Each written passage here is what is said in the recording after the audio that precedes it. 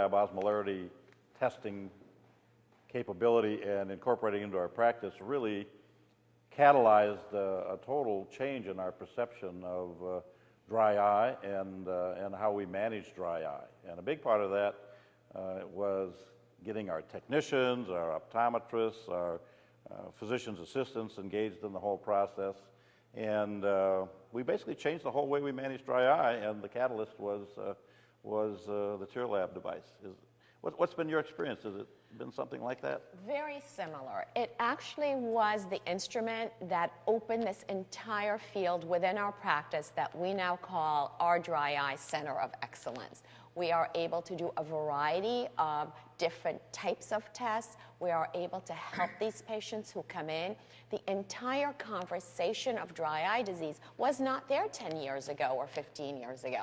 So it has absolutely catapulted this entire area in our practice. I absolutely agree. And the key was empowering the staff to get the initial check-in person or the initial tech who's taking the history to ask the appropriate questions and then initiate the path. So they do the survey and they find out the patient has these complaints. They know to go ahead and do the osmolarity.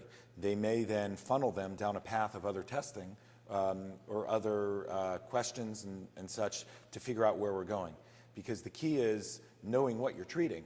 You can't just say, okay, this patient has mild symptoms, let's just throw tears. This patient has moderate symptoms, let's add Restasis, let's add plugs. You want to really know what's going on. You want to make the diagnosis. You want to be able to identify what the actual problems are. So now you might spend more time looking at the staining or looking at the breakup or doing a Schirmer or whatever test you're going to do. But the osmolarity triggers you right off the bat to know there's some sort of tear film surface problem.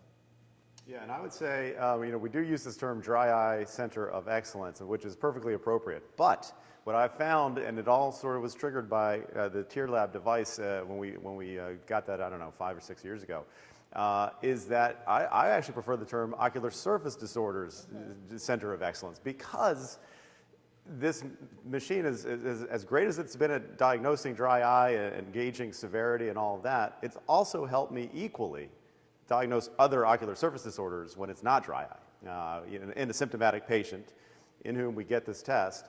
And again, if multiple tests, but if they're all normal, 290 in each eye, but this patient is very symptomatic, it could be an itch, it could be foreign body sensation, it could be any of the overlapping symptoms that are common to all of the ocular surface disorders.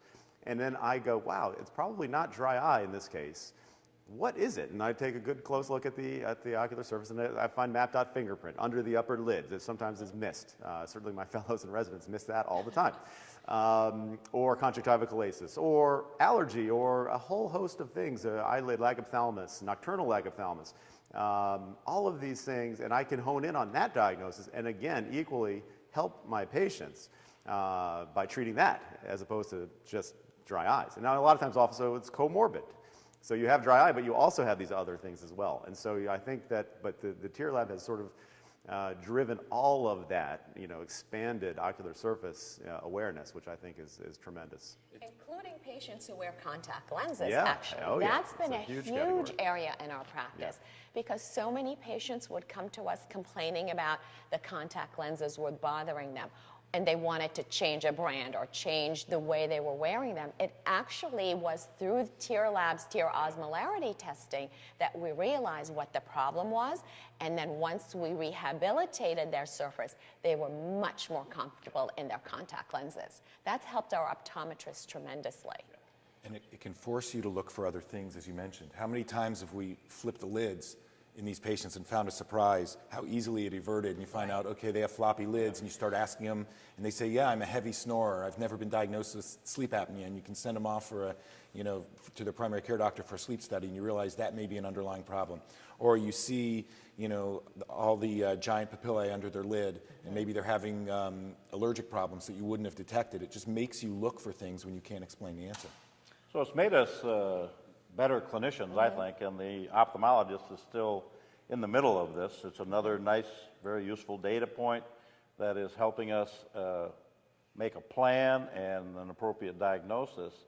But then we found also in our practice that, well, now we're making this diagnosis more frequently. We're making an appropriate diagnosis more frequently. We're able to direct our therapy more accurately. How are we going to treat anti-inflammatories versus omega-3s versus punctal plugs versus when are we going to do things?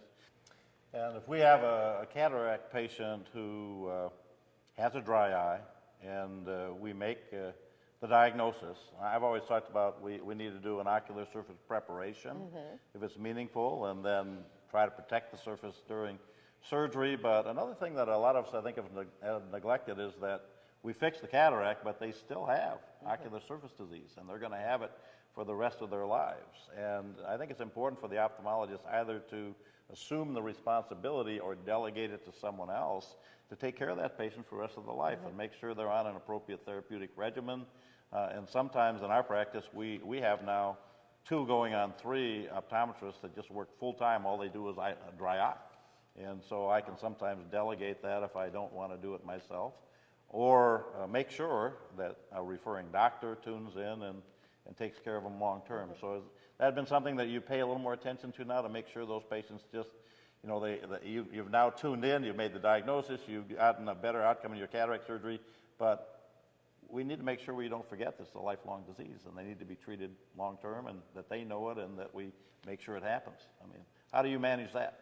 You know, many of these patients are subclinical when they present for the cataract evaluation. So that's where osmolarity is so useful. You may pick up somebody who's not really symptomatic, but they're 330 on their test, and you can, you know, start treating then. You can explain it to them then, because you're going to push them over the edge with the surgery. And although they're asymptomatic pre-op, they may not be asymptomatic post-op. The other thing that's really important to add on to what you said, in that initial evaluation, I take an extensive amount of time to get them cleaned up, and I do multiple readings, manual K readings, topography readings, IOL master readings. I want to make sure everything correlates and that they all look clean. If they have a problem with this testing, I may bring them back multiple times.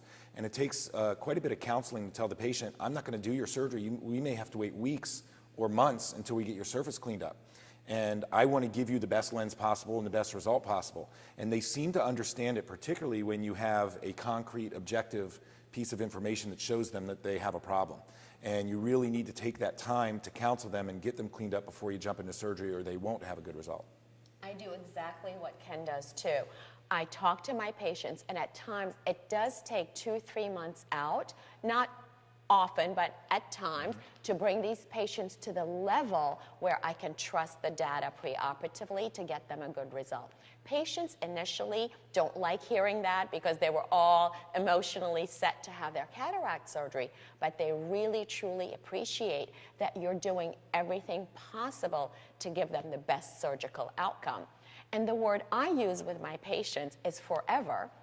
You have dry eye disease, I always say forever, because that kind of gets it across to them that they're never going to get rid of it. We can't cure it, but we can always keep you, what I say, on track so that your eyes feel good and you feel good.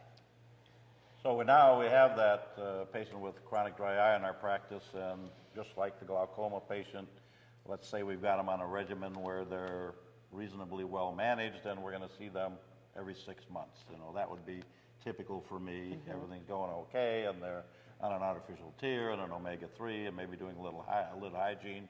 Maybe they're on Restasis, but they're kind of stable and everything is okay. But still, I'm bringing them back every 6 months. They may decompensate in Minnesota in the winter, like they do in New York. But when they're coming back for that routine maintenance, just like if you were doing glaucoma, you'd be doing a pressure every time, and maybe a OCT of the nerve one time and a field the next. Do you get a cure from osmolarity every time? I mean, is it helpful? Yeah, I wouldn't say every time, but yes, if the patient says, I feel 100% better, I'm not using, or I'm maybe Restasis twice a day, or an artificial tear just once a week or something like that, and I have no symptoms, then my technicians would probably actually not get the tear osmolarity at that point, thinking that they're stabilized. But if there's any change at all from the previous visit, certainly any worsening symptom, or I'm using artificial tears more often, I think that's an important metric in addition to osmolarity and others, how many times are you using artificial tears, then yes, and more often than not, we get the osmolarity on each visit. I think it's a great way of measuring efficacy of our treatments. That's why seeing these patients at regular intervals, like you mentioned, Dick, 6 months or so, is very important because, as we discussed, it's a chronic disease. And when patients feel good, what do? They stop using their medications because they say, my eye feels great. I don't need to use X, Y, and Z. So coming to us and we as clinicians reinforcing the importance of them staying on therapy, otherwise they're going to regress back to square one, is really important. I'm more like the two of you in that I want that number every time I see them. So for me, I just can't imagine, you know, we still have our skeptical colleagues, but I just can't imagine, you know, practicing, and I agree with your idea of ocular surface disease without this test. I mean, I wouldn't want to do this any more than I would want to go take care of my glaucoma patients without being able to measure their pressure. I mean, has it kind of become indispensable to you? Absolutely. And we use it all the time. It's an integral part of a patient workup, and we're delighted that we have these tools available to help our patients with their ocular surface disease. On those rare occasions early on when we first adopted it, where we would run out of cards on a given day, I felt like I was working one-handed without it. I'm so used to having that number that when it's missing, I really notice it. Unfortunately, we don't run out of cards anymore. Yeah, I mean, I would use the word devastated, quite frankly, and I'm not trying to be dramatic here. It's actually legitimate. If that machine was taken out of my office, because I mean, dry eye is probably by far the #1 thing that I see, or your patients with these ocular surface issues. And, you know, it's such a necessity for me at this point that I would feel very much lost and hurt if I didn't have that machine. So what are your residents and fellows doing if you talk to some of them when they join a group that doesn't have it? Are they they push for messianic on it? Are they? Yes, absolutely. And there's really no good reason to not have. I mean, it's so useful clinically. Well, I find that to be very valuable discussion. As always, I learn a lot when I get to sit down with my experienced colleagues, and I really enjoyed the discussion, and I hope that you did as well.